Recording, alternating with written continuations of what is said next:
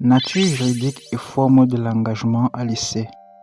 Au terme de l'article 28 alinéa 1 du Code du travail, il y a engagement à l'essai lorsque l'employeur et le travailleur, en vue de conclure un contrat définitif, décident au préalable d'apprécier notamment le premier la qualité des services du travailleur et son rendement, le second les conditions d'hygiène, de sécurité ainsi que de climat. Cette définition de l'essai est reprise par l'arrêté numéro 017-TPS-SG-CJ du 26 mai 1993 fixant la durée maximale et les modalités de l'engagement à l'essai, dont l'article 1er énonce aussi que l'essai est une période probatoire pendant laquelle l'employeur juge de la compétence et des aptitudes du travailleur à tenir l'emploi et ce dernier de ses possibilités d'adaptation aux conditions de travail. Puis précise que l'engagement à l'essai est facultatif. Toutefois, lorsque les parties conviennent d'y recourir, elles doivent se conformer aux dispositions de l'arrêté. L'article 28, alinéa 1er à 5 du Code du travail énonce que l'engagement à l'essai doit être stipulé par écrit.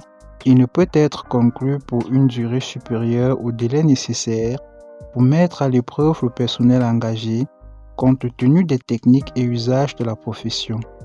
Dans tous les cas, l'engagement à l'essai ne peut porter renouvellement compris que sur une période de 6 mois, sauf en ce qui concerne les cadres pour lesquels cette période peut être prolongée jusqu'à 8 mois. Les délais de recrutement, de route, de formation et de stage ne sont pas compris dans la durée de l'essai, alinéa 3. Le rapatriement des travailleurs déplacés est supporté par l'employeur, quel que soit le motif de la rupture, précise l'alinéa 4.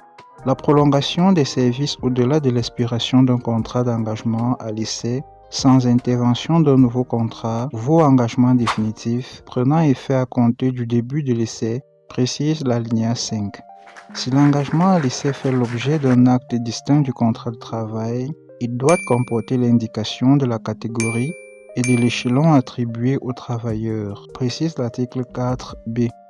Au terme de l'article 3, alinéa 1er et 2 du décret numéro 68-DF-253 du 10 juillet 1968, modifié par le décret numéro 76-162 du 22 avril 1976, tout domestique ou employé de maison peut être soumis à une période d'essai dont la durée ne peut excéder un mois.